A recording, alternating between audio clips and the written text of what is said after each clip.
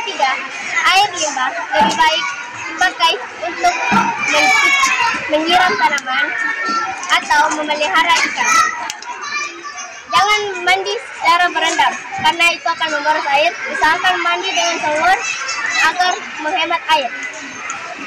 Terima kasih teman-teman, semoga bermanfaat. Assalamualaikum warahmatullahi wabarakatuh.